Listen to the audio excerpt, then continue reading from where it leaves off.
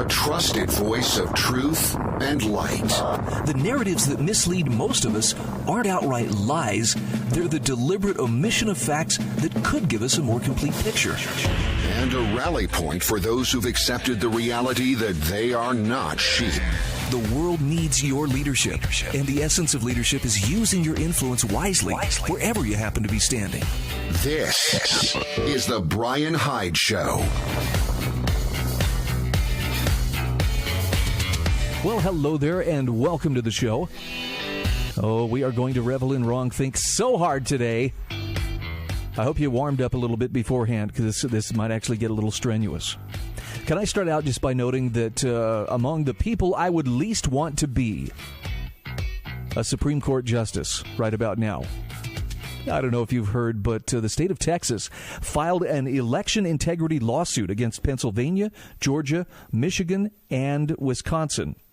And apparently the suit filed directly to the Supreme Court, because states can do that, asserts that these states conducted their presidential elections in an unconstitutional manner. I think specifically they're calling into question the changing of election rules by someone other than the state legislatures. In other words, it was done either through the courts or it was done through executive action, not through the lawmaking bodies of those states.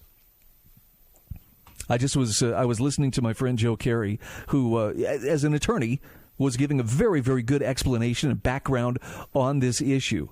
And, it's a hot potato. I mean, Texas, good for you for, having the guts to step up. They filed it just before midnight last night. I don't know how the Supreme Court will handle it, but, and I'm not trying to say that, well, this is it, Biden's going to get ousted here. I don't know what the outcome is going to be. I'm just thinking aloud that it would really stink to be a justice on the Supreme Court right now. Can you imagine the kind of pressure that they would be feeling? I know, the howls of, when Kavanaugh was being confirmed as a justice. Remember there was all the concern over, he's going to overturn Roe v. Wade. And I think we saw some similar hysterics over Amy Coney Barrett. Sorry. I don't want to inadvertently associate her with the disgraced former FBI Director James Comey. But nonetheless, 9 people sitting there with a ticking time bomb. No, let me say a ticking hydrogen bomb that is sitting right there in their laps. And they've been asked, could you please do something about this? Not a very enviable place to be. And it's just another layer of intrigue in what has already been a year in which I think we've all had about our fill of interesting, dramatic turns and twists. Here we go again. This could be really fascinating. I don't know if you have some thoughts on it. If you do, call me up, 801-331-8113. I don't know enough about constitutional law to sit there and tell you the wherefores and whereuntos and how this is all going to shake out. And maybe it's something the Supreme Court will swat away, or maybe they'll say, well, we're not going to interfere with this election, but from this time forward, no states can get away with this. I don't know. But it does raise some interesting possibilities, and it makes me just a little nervous at the same time. If for no other reason, what concerns me is This is where the power grab that's going on right now, and I'm not saying it's just the Democrats. I'm saying generally there is a lot of power at stake, and the people who most want to get their hands on it are getting pretty desperate. I mean, they're willing to bend whatever rules they have to bend to make it happen. And, of course, with compliant media gaslighting us left and right and telling us, no, this is legit. This is legit. I promise you, the thing you're going to hear if this lawsuit proceeds in the Supreme Court is you're going to hear that Texas has succeeded in instituting a constitutional crisis. And I'm going to tell you what my friend Joe Carey had to say about it. And he says, no, what Texas has done here is they have put the Constitution to use as it was intended, to keep government within its proper limits and to limit the potential for mischief by those who would discard or ignore those limits. My, what exciting times.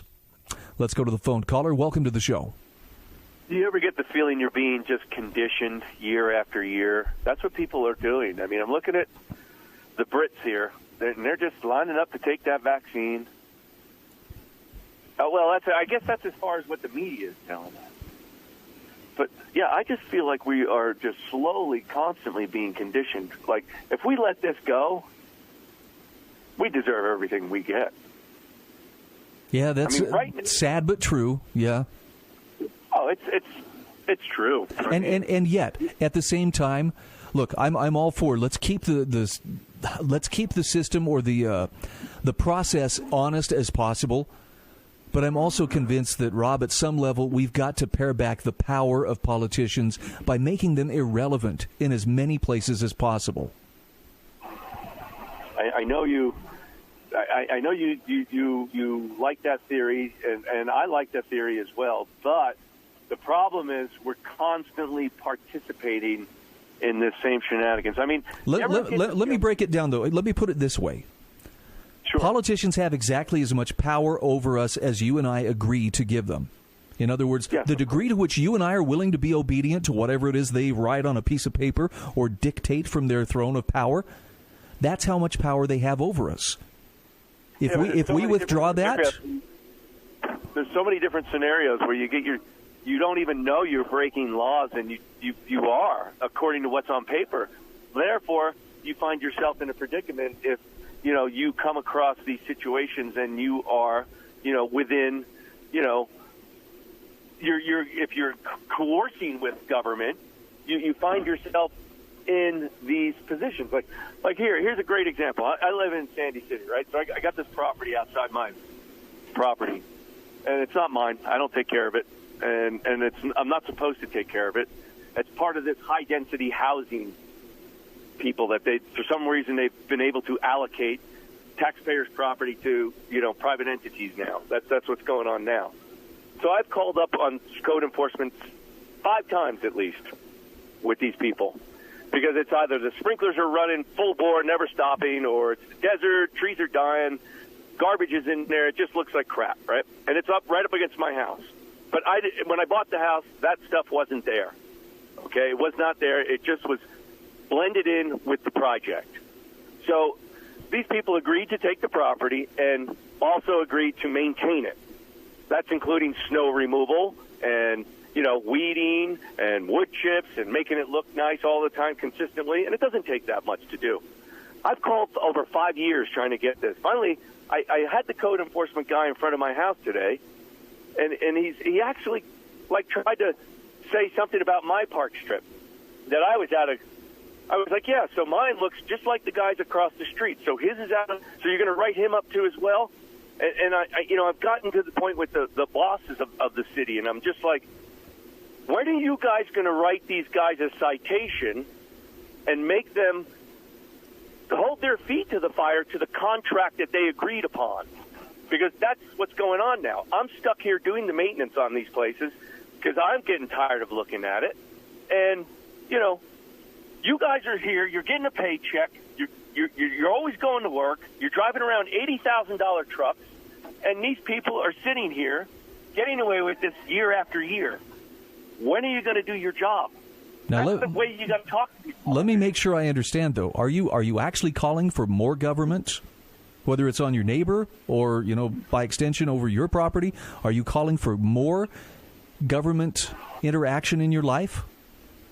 I'm calling for what I'm paying for government. What's already being taken out of my tax dollars, where a man or a woman has a job, they get a pension plan, they're getting paid health care, and they get vacation time and sick days and all the little hoo-ha parties that they do all day long. And I want my money's worth for what I'm paying for. So, yes, I am calling for somebody to do their job, which I'm paying for. They're on the payroll. So can I go up to these people and ask them to clean the place? Did it already. Personally, went up there several times. Doesn't work. So there you go. You got the government that's supposed to be doing a job, and they're not. This is where I kind of differ with your ideology of, as much, force, or as much reduce your government footprint. What's that? Reduce your governmental footprint. Really, that's all I'm advocating. But you can't, because you're paying for it. So you can reduce the government footprint and not use it. So if you weren't paying for it, would you be clamoring for it, though? Would you still be seeking relief from it?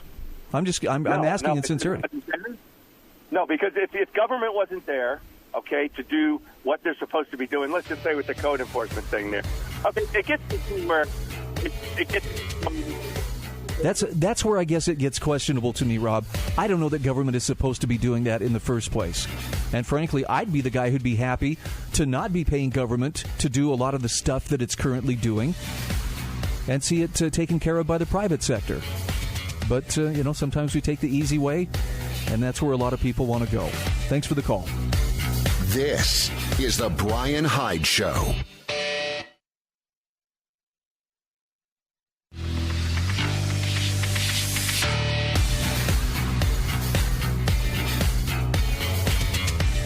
This is the Bryan Hyde Show. All right, welcome back to the show. Well, this leads right into a topic I wanted to share with you, an article from Kent McManigal. This is from everythingvoluntary.com. If you haven't visited their website or you haven't signed up for their email, I promise they will drop some very thought-provoking commentaries and content into your inbox on a daily basis, and it's very worth your while. I like Kent McManigal because he has a way of just getting right to the heart of the problem. He doesn't dress it up with fancy words or, he doesn't complicate things. He's a very apolitical person who gets what the real heart of the matter is. And he says, if there is one message I'd most like to share with you during these times, it's that your rights don't depend on the opinions of politicians. He says, whatever mandates are issued, whatever legislation is imposed, your natural human rights remain completely unchanged. Having a right simply means no one can have a right to stop you. Now put this in the context of some of the stuff we have put up with or we have chosen to go along with in this past year. He asks, do you have the right to earn money, or did you have the right to earn money last year? Well, guess what? You still do. Did you have the right to run your business last year? You have the same right today. And no, this right doesn't depend on a business license either. Do you have or did you have the right to gather with friends and family to celebrate Thanksgiving last year? You still have the right to do so. His point is nothing a politician says can ever change any of this. Now, while politicians may have the power to violate your rights, they don't have the power to alter your rights with legislation or mandates, not even a little. Your rights remain exactly the same no matter what politicians claim. So here's what it comes down to. Rights can either be respected or violated. There is no third option. To regulate, limit, ration, license, or criminalize a right is to violate it. And the person who violates a right for any reason is the bad guy, without exception, no matter what excuse they use. Nothing justifies violating human rights. Now, the freedom to exercise your rights is liberty, and no one has the right to violate anyone's liberty. This right doesn't exist. It's not a right that can be created. And I love this little bit of clarification here. Liberty is not whatever politicians say it is or wish you would believe. Liberty is simply freedom tempered with responsibility. And politicians don't even get the option of defining your responsibility. It's your life, your rights, your liberty. Take it back. Say enough and mean it. Now, he says some people will be angry with me because they imagine that I minimize the opinion of experts. Well, he says, I can't stop you from listening to supposed experts, nor from believing them. In fact, listen to them all you want. They still have no right to impose their opinions on you with threats of government violence. And if you help them violate the natural rights of your friends and neighbors, you are as bad as they are. Now, he says, I assume you would never do this. You care about the rights of others and will support them as they live in liberty, even when they go against politicians' wishes. Aren't you thankful your rights don't depend on recognition by politicians? Kent McManigal says, I certainly am. This is what I'm getting at when I say it's a mindset. If you want to be a free man or a free woman, You just have to make your mind up that my freedom matters enough to me that I'm going to exercise it. It's like any right. If I learned anything from watching the Bundy trial from within the courtroom 3 years ago, I learned that rights are only yours insofar as you are willing to claim them, use them, and defend them. And it was Ryan Bundy who drove that home over and over again. And by the way, the jury was like nodding their heads going, uh-huh, I see what you mean. Now, that doesn't mean that all you have to do is say, well, I claim my right and everything is going to go swimmingly. It sure didn't for the Bundys. They paid a very high price.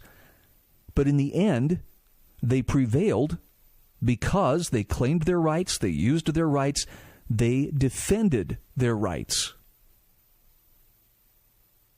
And even what appeared to be the mightiest government on earth, with virtually unlimited resources and manpower and vindictiveness to come after them and try to punish them, could not prevail. Oh, they made them suffer. But rights are one of those things that sometimes you have to be willing to suffer for, at least in the short term.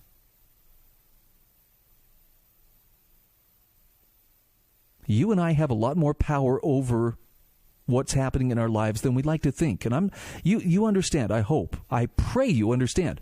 I'm not advocating go be a lawless individual. What I'm saying instead is be the kind of individual who can distinguish between this is a good law, and I would agree to live under such a law, versus that is a bad law. That is an abuse of government power, or that is an abrogation of my rights that I did not consent to. And therefore, I withdraw my consent, and I won't live under it. Now, I know there are people who equate obedience with being a good citizen. I outgrew that a long time ago. And I think one of the strongest influences in shaping my thinking as to why obedience does not make you a good person. In fact, obedience is the reason why the worst atrocities in the world ever took place. It wasn't because Hitler went out there and with his own gun and his own hand killed 6 million people or more. It's not because Stalin killed tens of millions of people by his own hand.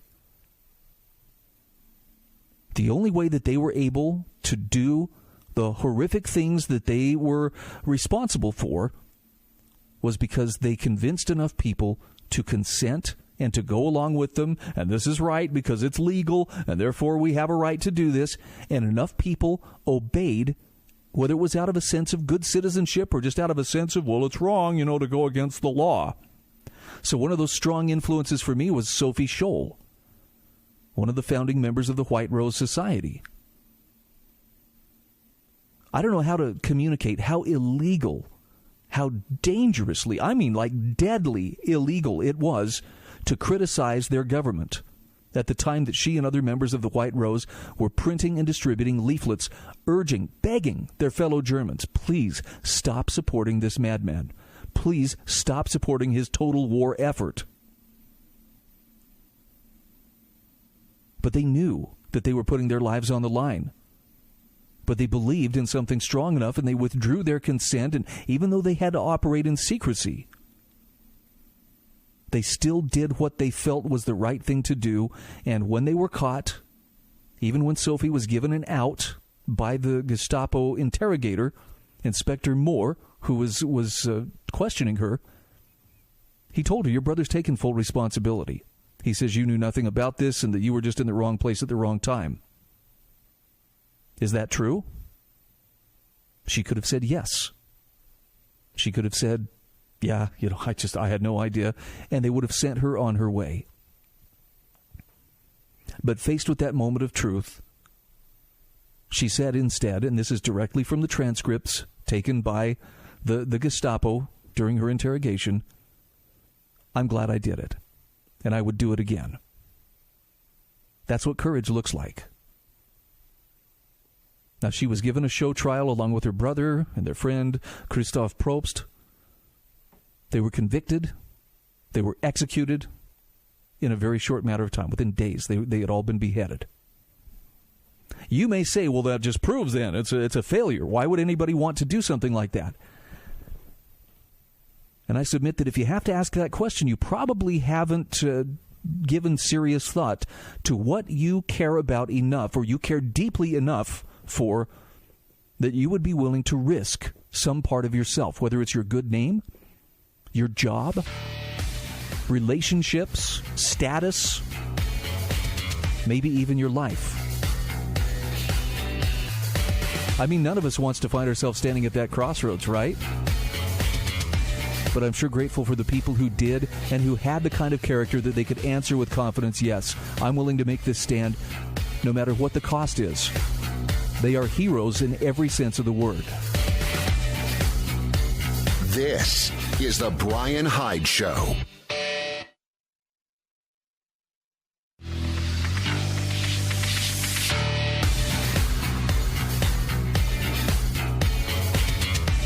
This is the Bryan Hyde Show. All right, welcome back to the show.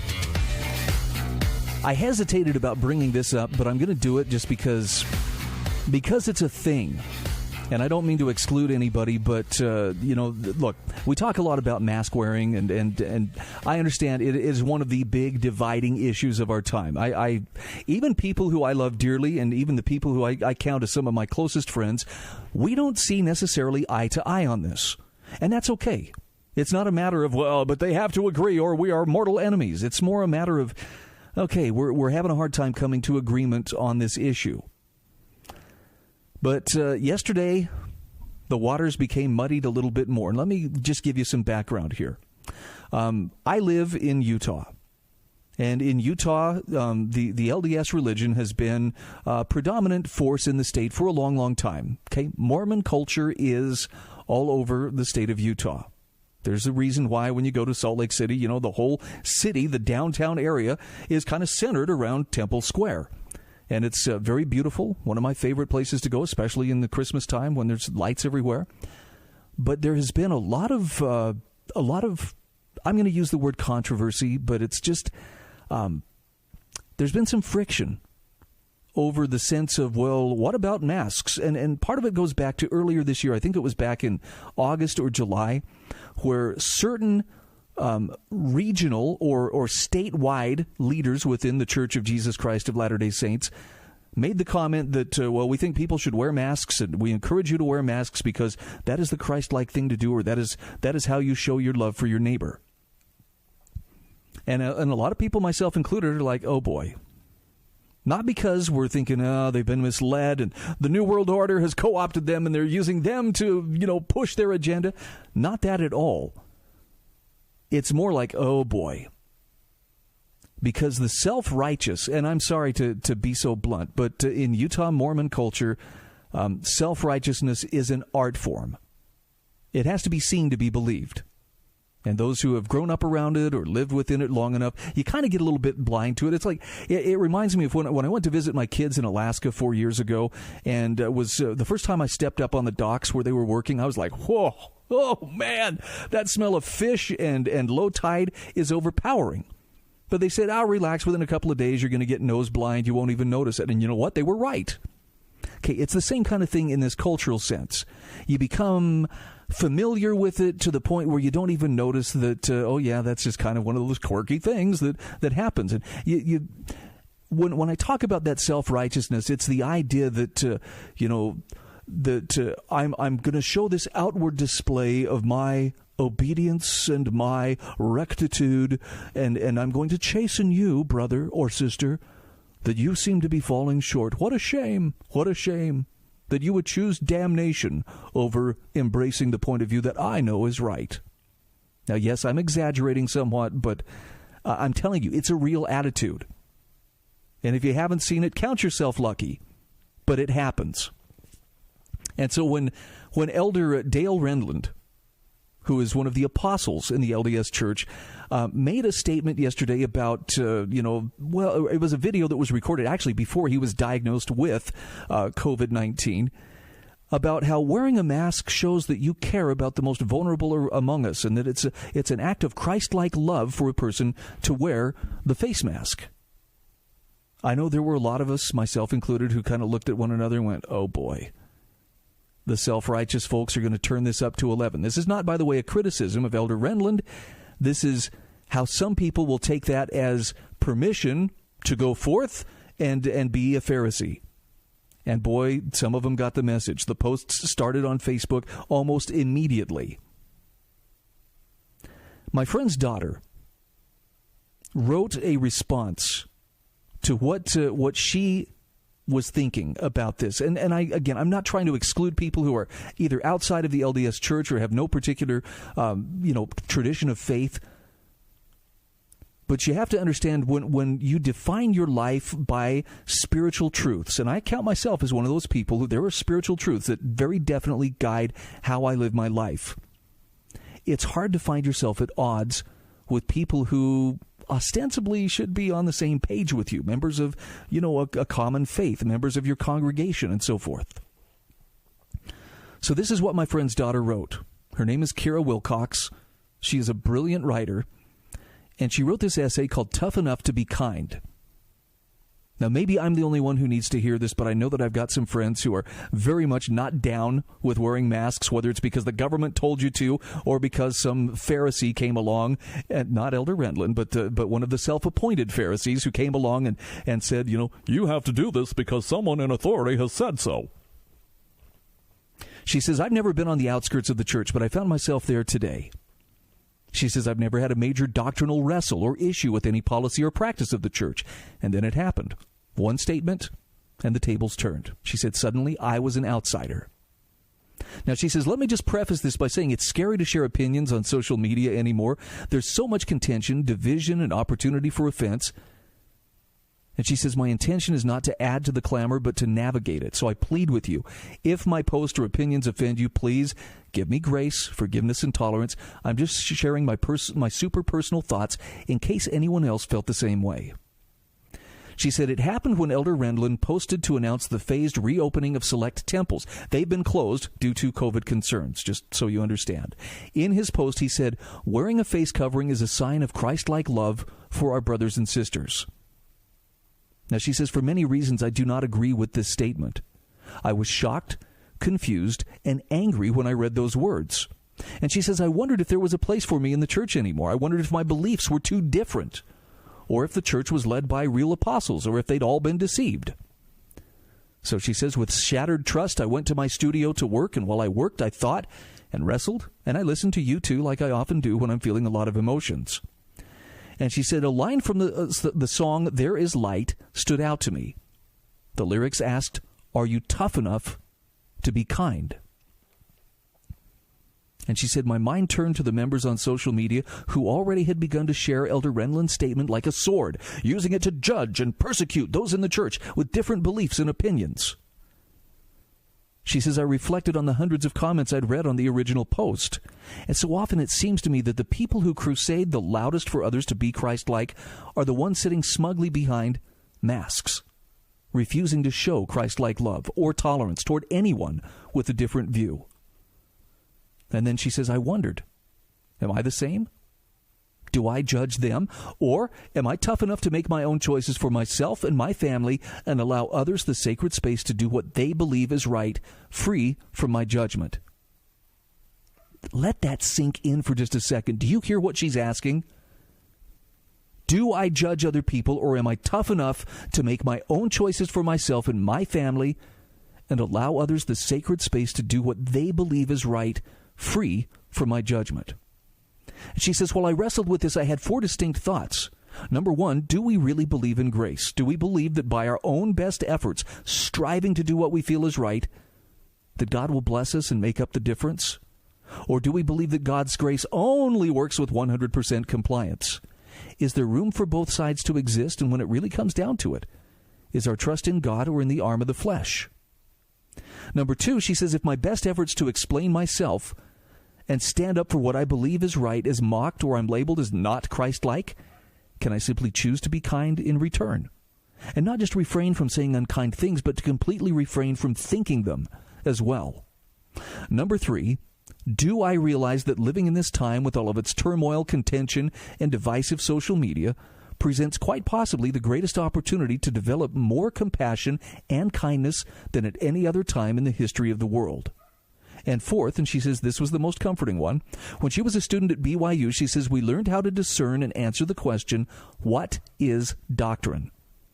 We were taught that the parameters for qualifying doctrine from church leaders was, is it found in the standard works, the scriptures?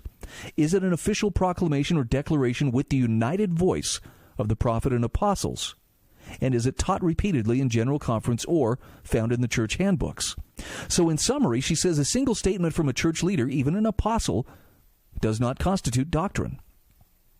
Elder Renlund's statement was his perspective on the wearing of masks in an attempt to encourage members to wear them. His statement was an answer to prayers for many and yet a stumbling block for many others. And she says, I fall into that latter category, and that's okay.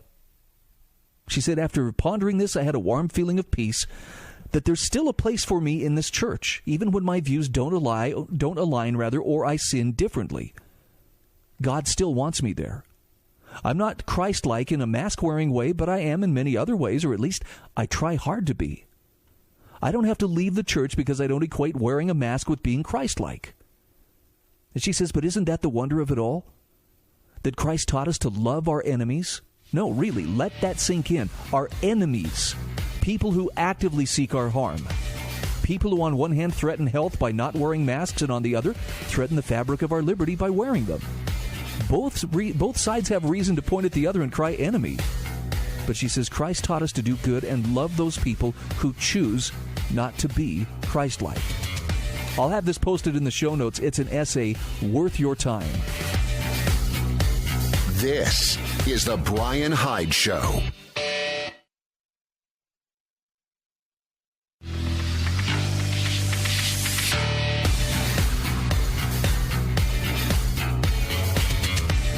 This is the Bryan Hyde Show. All right, welcome back to the show. And again, I am not trying to alienate anybody who is not of the LDS faith. I just see this. I see this divide playing out. I've actually found myself in the thick of it a time or two myself, and it's tough when a spiritual leader says something that does not align with your deepest convictions. Does that mean that they are wrong and you are right, or vice versa? You are wrong and they are right, or is there room in this world for people to reasonably disagree on matters that are not a matter of church doctrine, and still be able to find peace? I shared this essay, and it is in the show notes. This is from Keira Wilcox, Tough Enough to Be Kind. And her point, I think, is extremely well taken. She talks about how we were counseled. Those people who follow Jesus were told by the Master, love your enemies. And she says maybe that's the bigger challenge. It's easy to love people when they behave and think like we wish that they would, but it's difficult to love them when they don't. And I'm seeing a lot of people struggling with this right now. So Keira has some wisdom worth considering here. She says, if you felt it all like I did, you're not alone. God still cares about your concerns and your struggles. My hope is that we don't use Elder Renlund's statement as a sword to judge and divide our brothers and sisters who have many different concerns and circumstances in their response to COVID. She says, I hope that we're tough enough to be kind, willing to learn how to love like Christ did, and ultimately trust in God's grace to work out those things we cannot. I know this is, I'm swimming in the deep end. I'm dog paddling in circles right now, but I think this would be very useful information for those who might need to hear that kind of message.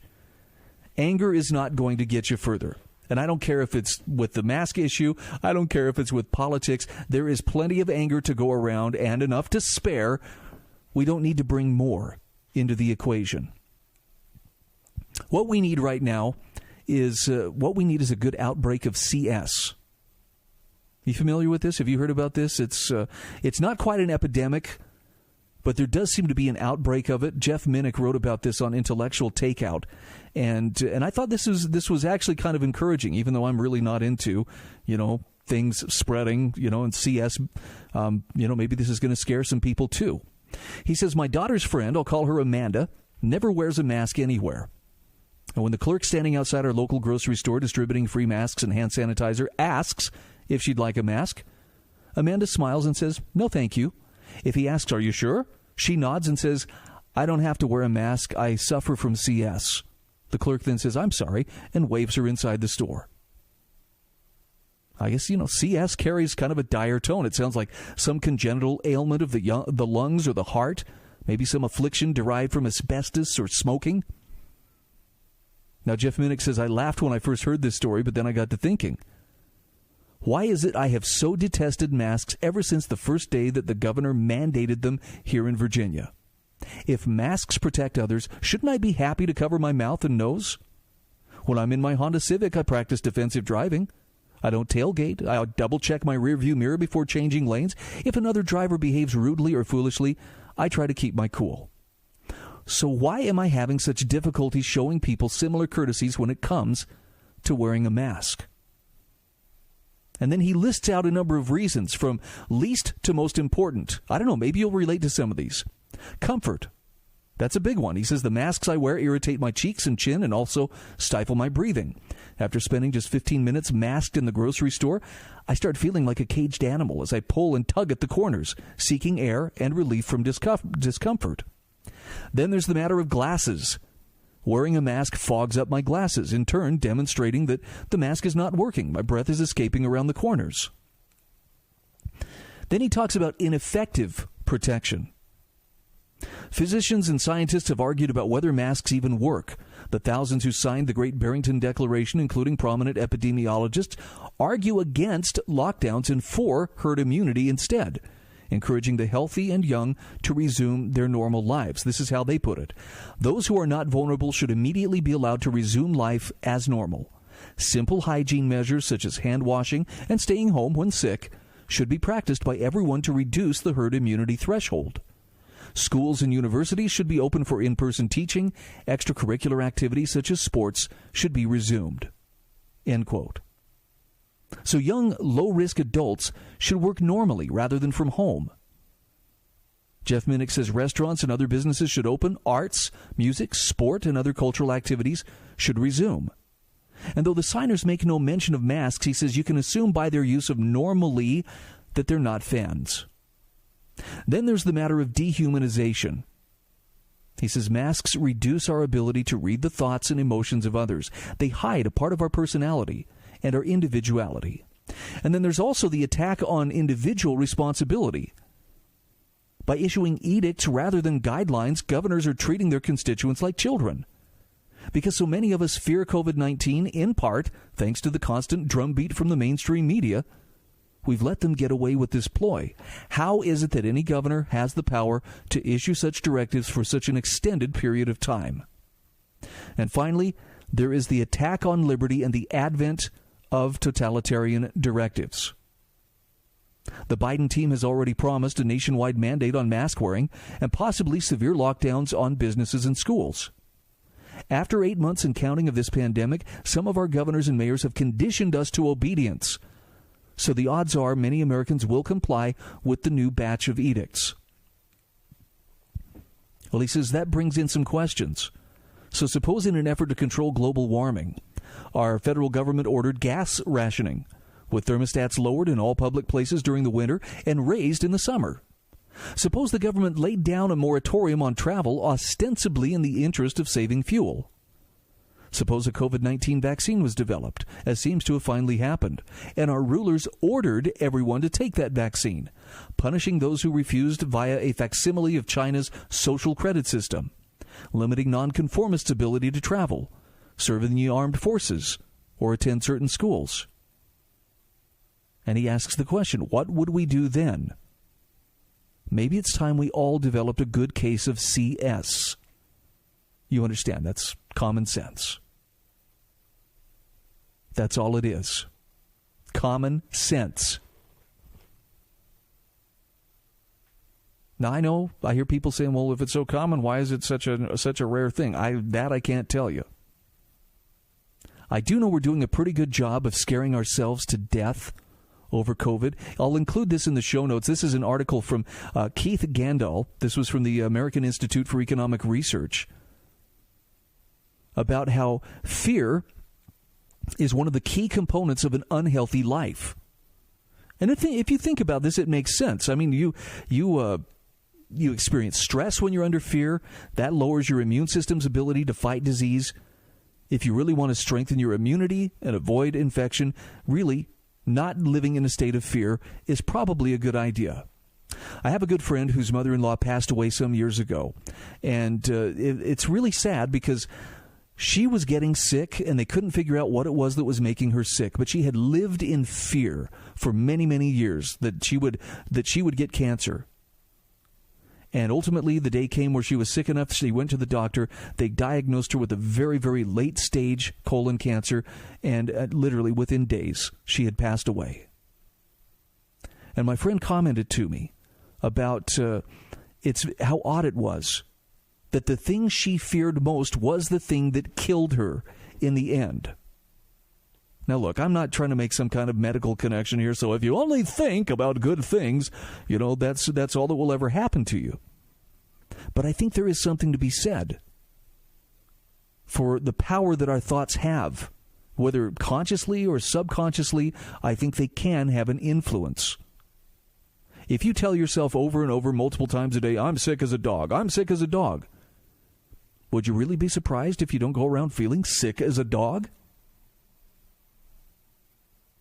I don't know. I'm not saying that daily affirmations should necessarily take the place of, medicine. But I look at the way that we are being informed about COVID-19, and it's almost all scary. It's terrifying. Can you think of the last time that the news media reported something that didn't have a tinge of fear, if not an outright, bucket of fear dumped over the top of it and running down the sides? I still don't understand all of the incentives for why they report it the way that they do. But that fear and that constant diet of fear is something that a lot of people have grown addicted to. They can't imagine life without it. Yeah, it tastes bitter, but man, they're back to pull on the bottle another couple of times because they got to get their fix. All I can suggest is let's watch where our thoughts go. And if there are loftier places where we can focus them, we might want to give that a try. Couldn't hurt.